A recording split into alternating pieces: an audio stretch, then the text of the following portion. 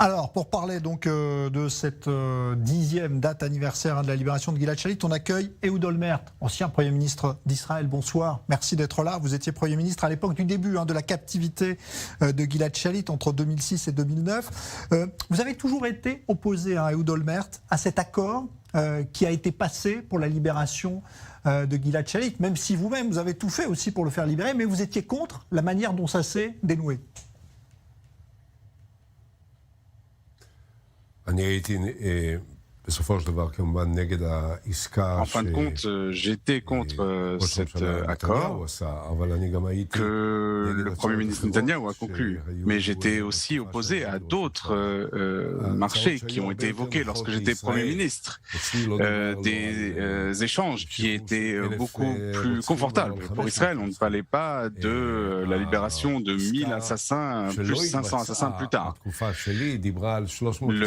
L'échange qui n'a pas été effectué lorsque j'étais Premier ministre parlait de 350 terroristes, mais des gens qui avaient commis des choses beaucoup moins graves.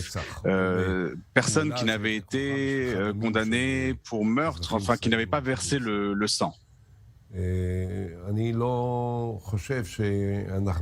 ne pense pas que nous aurions dû vraiment laisser passer cela de la part du Hamas.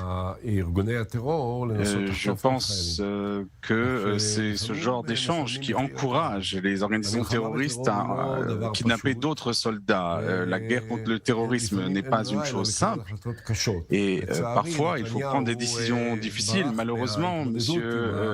Netanyahou a dû faire face à ce dilemme. Moi, en tout cas, j'ai refusé les échanges qui m'avaient été proposés.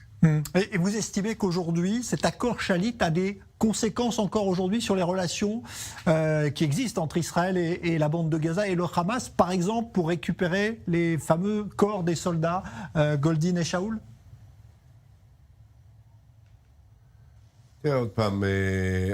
Écoutez,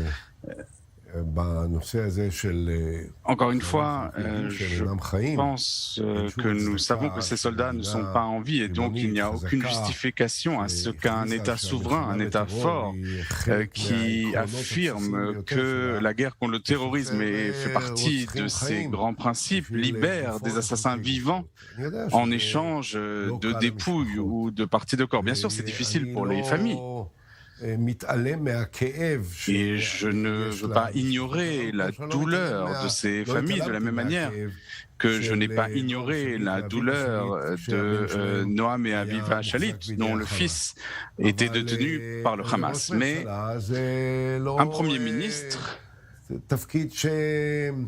Être Premier ministre, c'est un rôle dans lequel il faut prendre des décisions difficiles et parfois on n'a pas d'autre choix que de prendre ces décisions, même si elles sont parfois très douloureuses.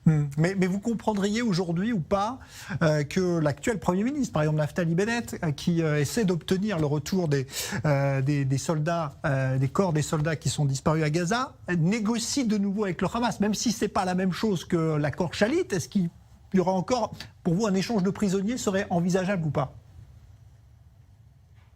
Je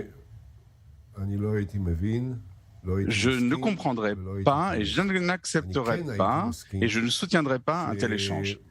Je serais d'accord pour que nous soyons à la même table que le Hamas directement, ni par l'intermédiaire de l'Égypte, ni par l'intermédiaire du Qatar, puisque nous négocions avec le Hamas. Or, il serait préférable, dans les intérêts d'Israël, mais aussi bien sûr dans l'intérêt du Hamas, que nous ayons des négociations directes.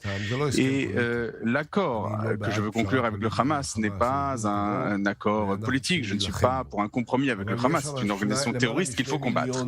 Mais il y a plus de 2 millions de citoyens qui ne soutiennent pas le terrorisme. Il y a des gens très bien qui veulent vivre dans la paix Et il est tout à fait plausible que dans le cadre de négociations directes avec le Hamas, on pourrait atteindre un arrangement quelconque qui résolve la question de la qualité de vie des habitants de la bande de Gaza. Nous devons leur donner de l'électricité, qu'ils aient de l'électricité 24 heures sur 24. Nous devons leur offrir la possibilité d'avoir une vie commerciale, économique, normale. Nous devons y contribuer. Nous devons faire en sorte que les 2 millions de citoyens, de civils qui vivent dans la bande de Gaza ne veulent pas qu'il y ait une confrontation entre le Hamas et nous parce qu'ils auront quelque chose à perdre.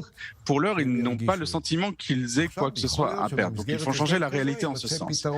Alors peut-être que dans le cadre d'un tel accord, on pourrait trouver la solution pour les dépouilles des soldats israéliens. Je pense que c'est ce qu'il faudrait faire. Arrêter de prétendre que nous négocions pas avec le Hamas. Nous négocions avec le Hamas en permanence. Nous leur transférons de l'argent. Netanyahou leur a donné plus de 1000 assassins. Sinwar, qui est le dirigeant du Hamas dans la bande de Gaza aujourd'hui, a été libéré par le Premier ministre Netanyahou de prison. Et tous les dirigeants du Hamas dans la bande de Gaza ont été libérés par M. Netanyahou de la prison. Donc il faut cesser de jouer et il faut s'asseoir avec eux, dialoguer avec eux et créer de leur part un engagement qu'ils ne puissent pas ignorer, qu'ils signent un accord. Il sera signé, il ne faut pas reconnaître politiquement leur pouvoir sur le plan diplomatique, sur le plan idéologique, mais il faut mettre en place une réalité qui puisse aider les habitants de la bande de Gaza à mieux vivre. Moi, je veux que les habitants de la bande de Gaza, que leurs enfants aillent à l'école, qu'ils aient une bonne vie, qu'ils aient de l'eau potable, qu'ils aient de l'électricité, la climatisation, qu'ils aient une vie économique stable. C'est la seule chose qui peut mettre fin à la mainmise totale du Hamas. Alors, on sait que cette affaire Shalit avait été un énorme traumatisme à l'époque pour Israël, pour tout Israël. Vous aviez tenu, il y a quelques années, des propos très sévères contre Gilad Shalit, en vous disant, finalement, c'était pas un enlèvement, parce qu'il s'était rendu lui-même aux terroristes lorsqu'il y avait eu cette action donc à la frontière de Gaza. Vous regrettez ces propos ou pas ? Non, je ne regrette rien de ce que j'ai dit, mais à chaque fois que je fais une interview, je répète qu'on m'a posé une question et ce qui m'a dérangé, c'est qu'il y avait 3 combattants dans le char où se trouvait Gilad Shalit. Il y avait Hanan Barak, il y avait Pavel Plotzker, et eux ont sauté en dehors du char, ils ont essayé de combattre, ils ont été tués. Et lui, il s'est caché, il n'a pas combattu, et en fin de compte, il s'est rendu au Hamas. En fin de compte, le chef d'état-major a salué Gilad Shalit en disant qu'il avait été un héros israélien et personne ne s'est rendu sur les tombes des vrais héros qui ont combattu, qui ont été tués pour les saluer et pour dire vous êtes des héros. Donc c'est quelque chose effectivement qui m'a dérangé, cela ne correspond pas